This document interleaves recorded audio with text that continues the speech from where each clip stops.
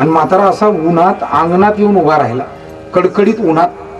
आणि वर जो काम करतोय त्यानं पाहिलं आपलं लेकरू उन्हात आहे.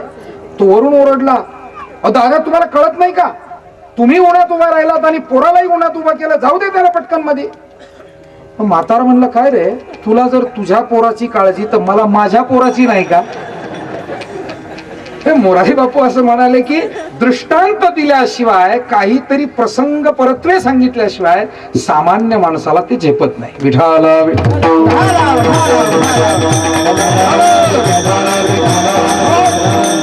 उपनिषद हे सूत्रात्मक ग्रंथ आहे. जसं आता इथे वकील मंडळी आहेत काही, त्यांच्याकडे जी लॉची पुस्तकं असतात ना, ती म्हणजे काही करमणुकीची नसतात. म्हणजे ते वाचताना उगीच मनुष्य रंगून गेला आणि गुंगून गेला असं नसतं, ते डोकं दुखायला होतं, हे त्यांची त्यांनाच माहिती. आणि म्हणून ते एक एक ओळ म्हणजे कायदा असतो, सूत्र असतात, कायदा असतो. आणि त्या मागच्या कायद्याचा आधार घेऊन पुढचे कायदे आणखी ठरवले जातात. त्याच्यात काही त्रुटी असतील तर आणखी सुधारणा केल्या जातात. तो योग्य असेल तर पुढे काही चूक होत असेल तर त्याचे संदर्भ दिले जातात. मुद्दा हा आहे, वकिलाच्या त्या पुस्तकामध्ये एक एक ओळ म्हणजे कायदा आहे, उपनिषदाची एक एक ओळ म्हणजे कायदा आहे. पण ही सर्वांना कळेल काय? वेदांचं एक एक अक्षर म्हणजे अध्यात्माचा कायदा आहे, जीवन जगण्याचं तत्वज्ञान आहे, पण समजेल का? आणि म्हणून कधी पांडव प्रतापाच्या रूपानं, कधी हरिविजयाच्या रूपानं, कधी श्रीमद भागवताच्या रूपानं, कधी रामायणाच्या रूपानं, तर कधी 18 पुराणांच्या रूपानं, वेगवेगळ्या कथेंच्या माध्यमातून विस्तारपूर्वक कथा घेऊन मग त्याच्यातून सारांश रूपानं एकच होतं की सर्वांना हरिभक्ती घडावी, सर्वांची विचारशुद्धी व्हावी, आचारशुद्धी व्हावी, जीवन पवित्र व्हावं, ईश्वराकडे हे जीवन जावं आणि प्रत्येकाला या जीवनाचा यथार्थ अर्थ कळावा. आणि म्हणून आज ज्ञानोबाराय म्हणतात, या सर्व शास्त्रांचं म्हणणं असं आहे, पण ते शोधणार कसं? म्हणाले, त्याच्यासाठी आपल्याला या सर्व शास्त्रांना नेमकं काय सांगायचंय याच्यासाठी आपल्या बुद्धीमध्ये ते कौशल्य असलं पाहिजे. महाराज, ते कौशल्य वापरायचं कसं? रामायणातला अर्थ काढायचा कसा? वेदांत शास्त्रातून देव समजून घ्यायचा कसा? गीतेतून देव समजून घ्यायचा कसा? म्हणाले, शेतातल्या ग्रामीण भागातल्या ज्या आमच्या महिला आहे त्या दुधाचं विरजन घालतात, त्याचं दही करतात आणि त्या दह्याचं मंथन करतात. मंथन करून ती माता काय करते? त्यातलं जे पाणी आहे ते बाजूला करते आणि सारभूत भाग जो आहे, लोणी जे आहे, ते बाजूला करते. पाणी आणि लोणी हे ज्याला बाजूला करता येतं, मला वाटतं हे लोणीत सांगण्याची गरज नाही. विठाला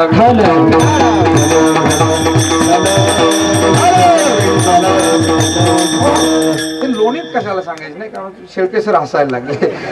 मंथन करून बाजूला करते.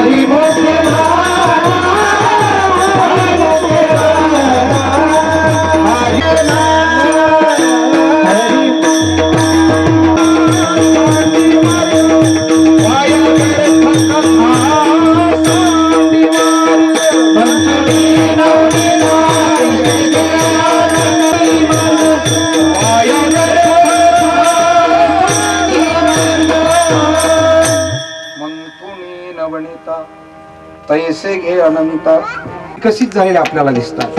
तसं आता ही विद्युत आहे, या उपकरणांचा आज आपण एवढा भरमसाठ वापर करतो, पण या विजेचा शोध लावणाऱ्यांना कदाचित आपलं आयुष्य पणाला लावावं लागलं असेल. आणि मग कुठेतरी त्या अभ्यासातून पुन्हा पुन्हा पुन्हा वारंवार प्रयत्न करून त्यांनी हे आमच्यासाठी दिलंय. असंच आहे संतांचं. संत एकांती बैसले, सर्व सिद्धांत शोधिले, ज्ञान दृष्टी अवलोकिले, सार काढिले निवडोणी. सोपं सुलभ करून आमच्या घरात जे दूध असतं त्याचं दही आणि त्याचं मंथन केलं जातं. मंथन करत असताना त्याचं एक ज्ञान लागतं बरं का. अलीकडे आता दूधही तेवढं नाही आहे, घरात दही कुठे होत नाही, कारण आता सगळंच रेडीमेड मिळायला लागलं. त्याच्यामुळे खरं म्हणजे दही कसं करायचं याची सुद्धा आता पुस्तकं बाजारात मिळायला लागली, कारण कोणी करतच नाही. आणि नव्यानं ज्यांना करायचंय त्यांना वेळ राहिलेला नाही. बऱ्याच गोष्टी बदललेल्या. पण पूर्वीचा आपला हा देश, आपलं हे राज्य किंवा आपला सगळाच परिसर त्या दूध दुभत्यानं असा समृद्ध होता. आणि म्हणून त्या काळचं ते एक वैभव होतं. आज आपण हे वेगळं वैभव जरी पाहत असलो तरी हे वैभव जुन्या लोकांना आताही फोल वाटतं. अर्थात त्यांचा विचार सुद्धा आपण समजून घेतला पाहिजे. कारण पूर्वीचा जो या सर्व खानपानामध्ये, विचारामध्ये, आचारामध्ये, राहणीमानात जो कसदारपणा होता, कुठेतरी तो कसदारपणा गेला आणि एक सर्वच गोष्टी, अन्नही निकस झालं आणि कदाचित विचार सुद्धा निकस झाले की काय असं म्हणण्याची वेळ आली. विठ्ठला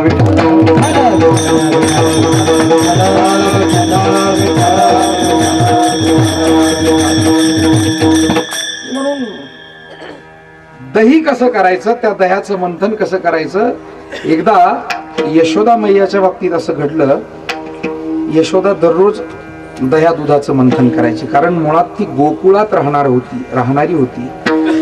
गोकुळ शब्दातच पुन्हा तिथं अर्थ आहे की गायींचे कळपची कळप जिथे आहे किंवा गायींना सांभाळणं हेच ज्या कुळाचं काम आहे असं ते गोकुळ आहे. आणि अशा गोकुळामध्ये राहत असल्यामुळे एक दिवस मंथन करायला यशोदा मैया बसली. बराच वेळ झाला, परंतु किती मंथन केलं त्या दह्याचं तरी काही लोणीवर येईना.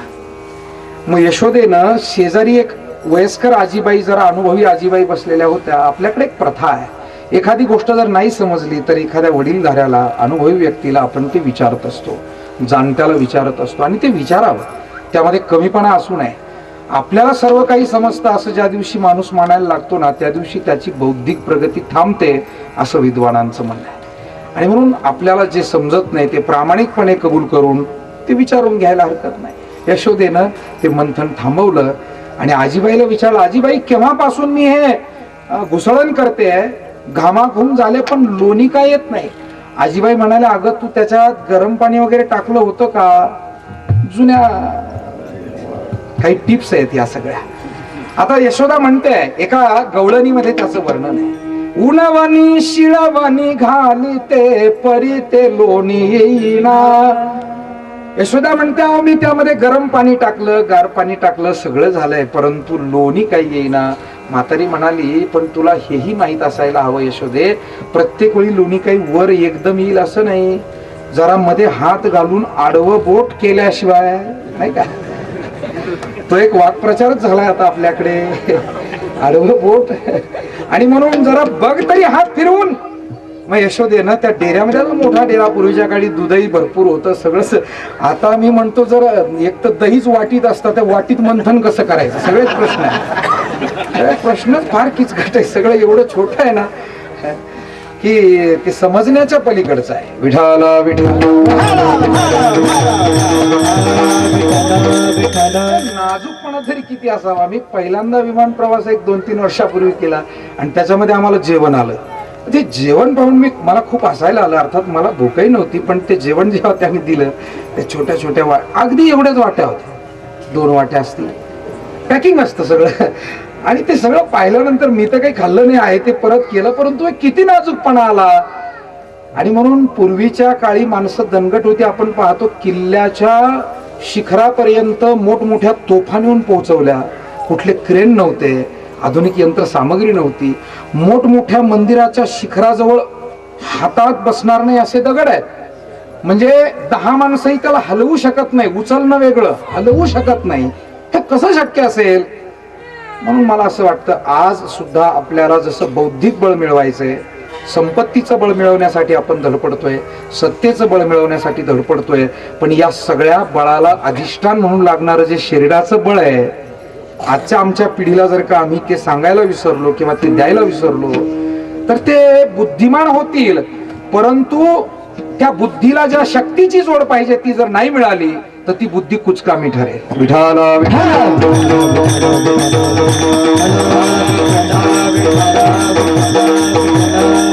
श्रीकृष्णानं त्या काळी गवळणींचं दही दूध मथुरेत जाणारं जे अडवलं होतं त्याचा अर्थ सुद्धा असाच सांगितला जातो की गोकुळातील मुलांना उपवाशी ठेवून जर का तुम्ही दही दूध विकणार असाल तर आमचे हे गोपाळ कुतांगळू राहतील आणि ते मग शत्रूबरोबर युद्ध कसं करू शकतील. आणि म्हणून मुलाबाळांना शरीराच्या दृष्टीने चांगलं बनवणं ही आपली जबाबदारी आहे. अर्थात मुलांची ही जबाबदारी आहे चांगलं खावं. आता हल्ली काय झालंय की प्रत्येकाला फक्त बाजारात मिळणारं खाण्याची इच्छा आहे. जे घरात होतंय, घरातली भाजी भाकरी जरी खाल्ली तरी खूप काही पौष्टिक आहे, परंतु ती इच्छा उरलेली नाहीये. दुसरी आणखी गोष्ट, शरीराची हानी होण्याचं हे एक कारण झालंय, अगदी कोवळ्या वयामध्ये भयंकर व्यसनं जडलेली आहे.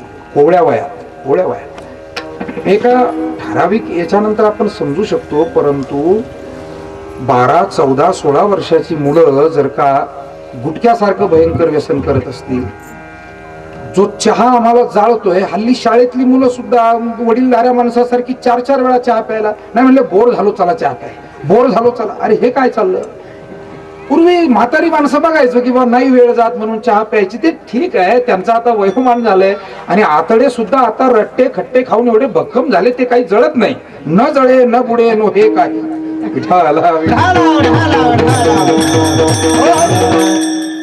कोवळ्या मुलांनी 10-10 वेळा कॉफी चहा प्यायचा, सिगारेट ओढायचे, गुटखा खायचा. म्हणून भयंकर समस्या. ज्या पिढीसाठी आम्ही सगळं हे करतोय, उद्या त्या पिढीला हे सगळं सांभाळायचं म्हणजे त्यासाठी काही काळ जगायचंय. आणि जगायचंय म्हणजे ज्याचा त्यांनीच विचार केला पाहिजे. आपुली आपण करा सोडव संसार बंधन तुला. तुम्हाला जर सुख घ्यायचंय, तुम्हाला जर दीर्घकाळ या जगाचा उपभोग घ्यायचा आहे, आनंद घ्यायचा आहे, तर तो फक्त उच्छृंखलपणा करून किंवा फक्त बेभान वागून ते चालायचं नाही. तिथे काही संयम, नियम, विचार, आचार आवश्यकच आहे. त्याला कोणताही पर्याय नाहीये. आणि याला जर का आपण याच्याकडे डोळेझाक करणार असू तर मग तरुणांचा देश अशा ज्या काही सांगितलं जात आहे, भारत हा तरुणांचा देश आहे. अलीकडे आता निवडणुका होऊ घातल्यात तर त्याची सुद्धा आकडेवारी येते की जवळजवळ 40% मतदार हे तरुण आहेत. परंतु हे सगळं तरुणांचं हे जे बळ आहे, त्यांनी आपल्या व्यवसायाकडे लक्ष केंद्रित करावं, आपल्या घराकडे लक्ष केंद्रित करावं. आज ते होताना फार कमी दिसतंय. मी सगळं काही बदललंय बिघडलंय असं म्हणणार नाही, परंतु बऱ्याच वेळेला तरुण आपल्या आईवडिलांकडे दुर्लक्ष करतोय, आपल्या शिक्षणाकडे दुर्लक्ष करतोय, आपल्या शेतीवाडीकडे दुर्लक्ष करतोय.